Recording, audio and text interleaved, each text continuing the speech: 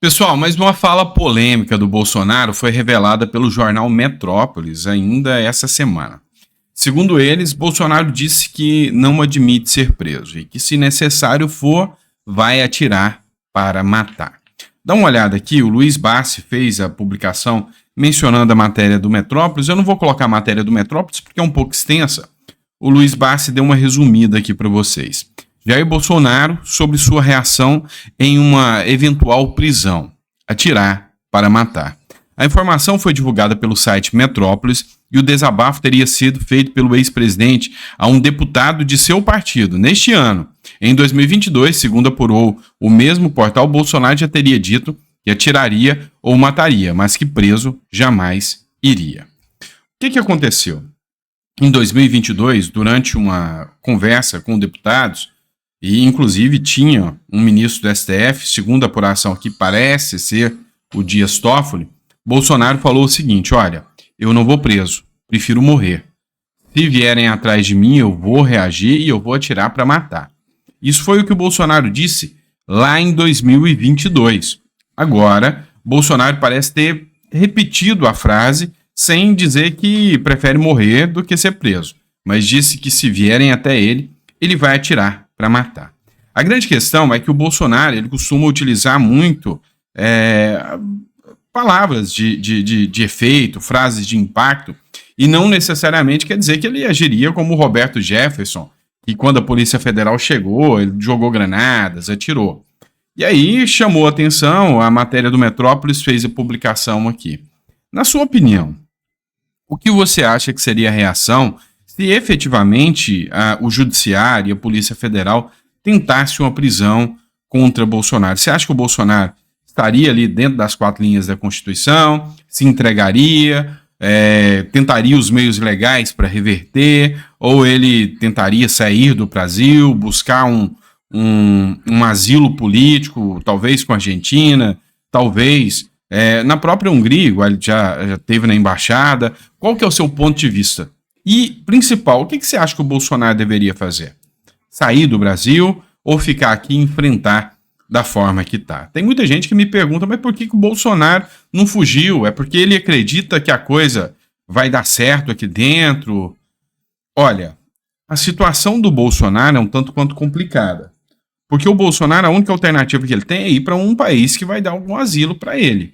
E mesmo assim, ele sabe que mesmo nesses países, ele não vai ter uma tranquilidade de vida também. E outra coisa, ele vai sair do país, deixar a família dele aqui dentro. Os filhos dele são políticos, a família dele ainda está aqui. Então, assim,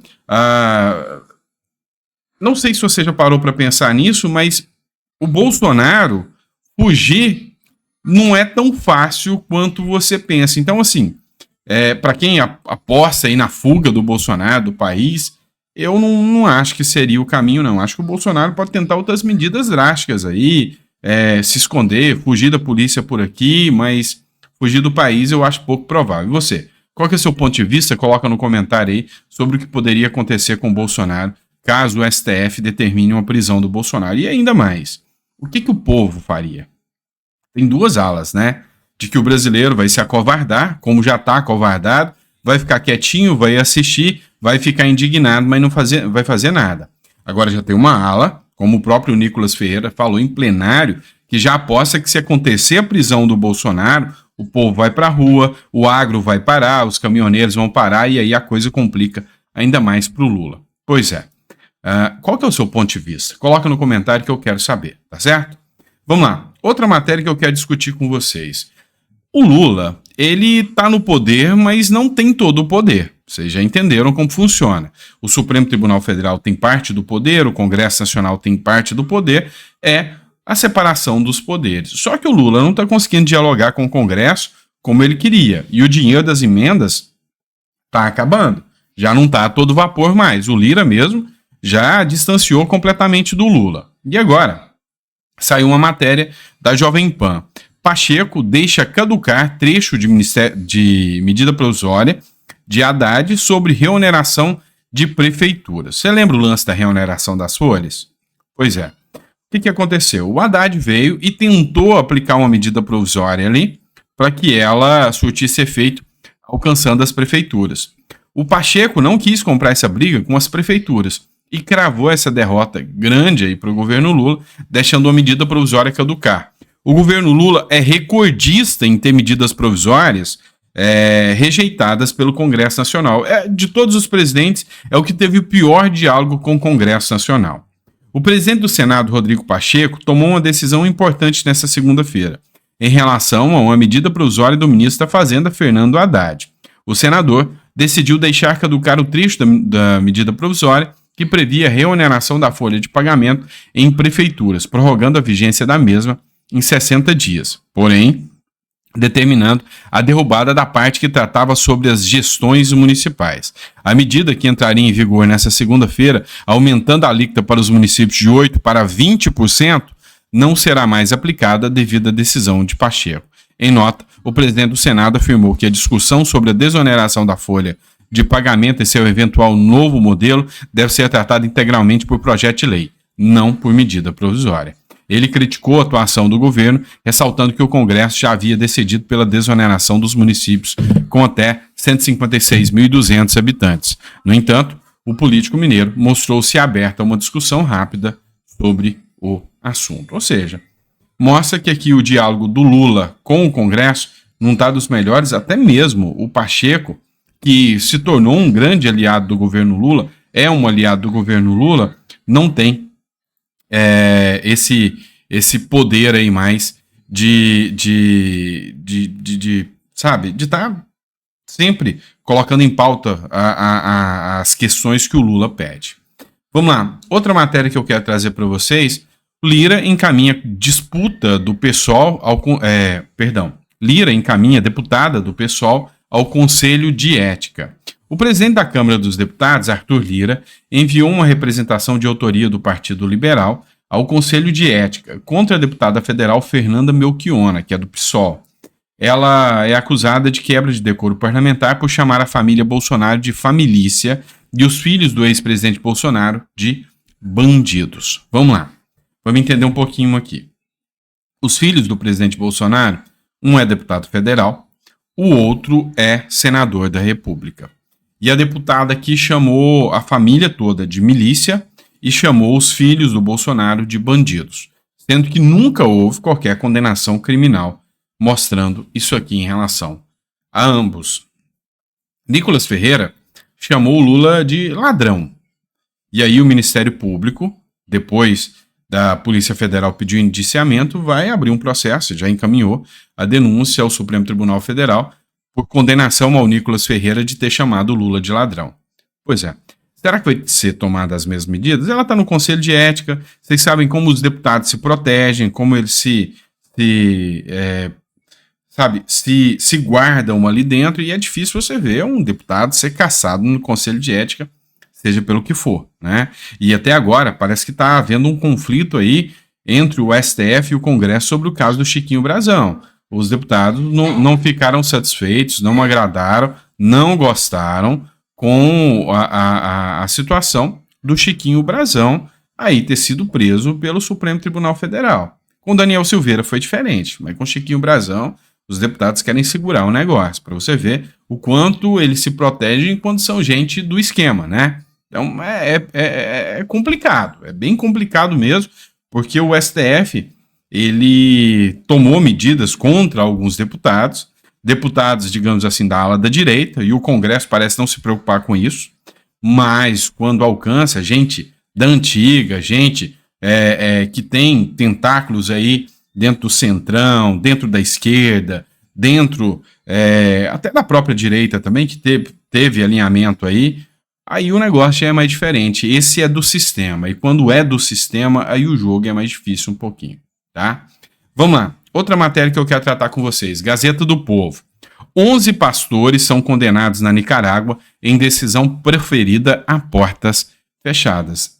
Lá você ser cristão na Nicarágua é crime. Lembrando que o ditador da Nicarágua, Daniel Ortega, é muito, muito amigo do Lula, é conhecido como um irmão pelo próprio Lula, como palavras que o próprio Lula já disse. O Poder Judiciário da Nicarágua condenou 11 pastores ligados ao Ministério Mountain Gateway, sediado nos Estados Unidos, sobre acusação de lavagem de dinheiro.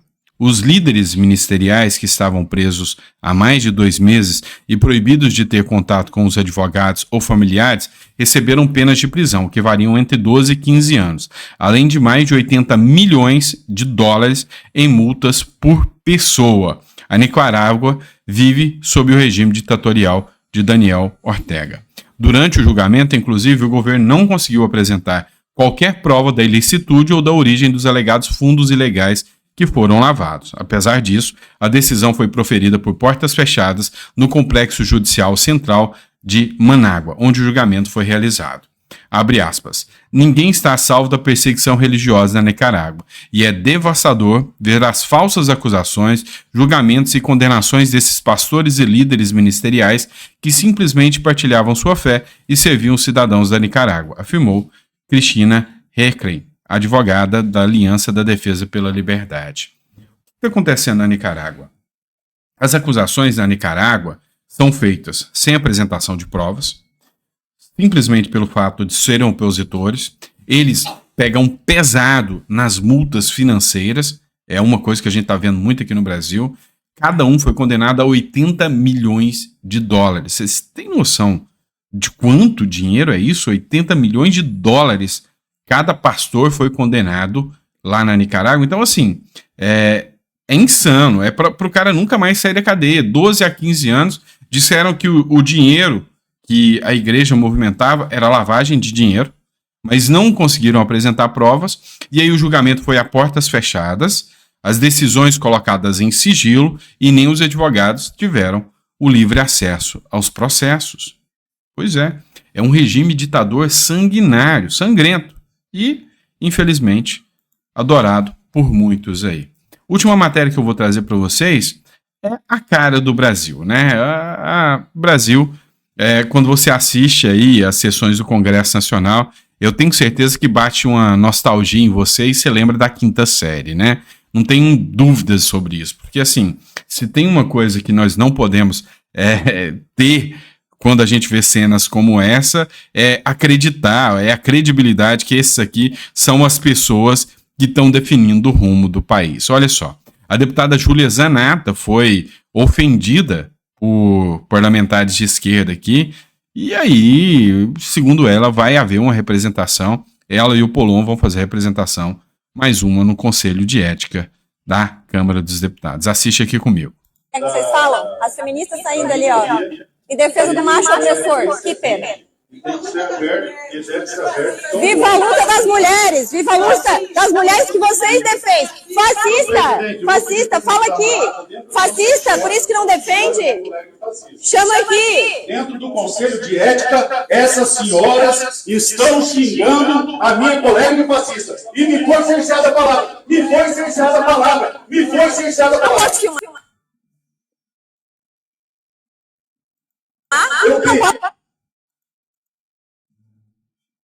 Pois é, pessoal, vocês viram aqui qual é o nível da situação e do jogo aqui político que acontece ali dentro, né?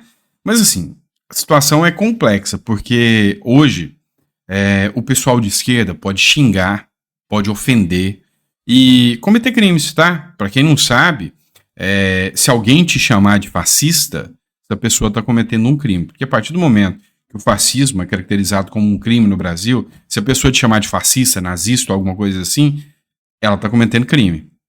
Por outro lado, se você chamar essa pessoa de comunista, não é crime, porque o comunismo não é crime aqui no Brasil. Então, sempre que alguém, e é o modus operandi deles, né, vier te chamando de fascista ou alguma coisa no sentido, saiba que essa pessoa está cometendo um crime. E aí, com certeza, Polon, que é um grande advogado, vai fazer a denúncia ali no Conselho de Ética, mas a gente sabe que no resultado final acaba em nada, né? Eles podem falar à vontade, tá certo? Abraço, pessoal, fica com Deus, eu vejo vocês no próximo editorial, que Deus te dê uma mesa farta, repleta de bênçãos para você, para toda a sua família, e peço cada vez mais a Deus que não falte o pão de cada dia na família dos brasileiros, porque preocupante tá bom? Abraço!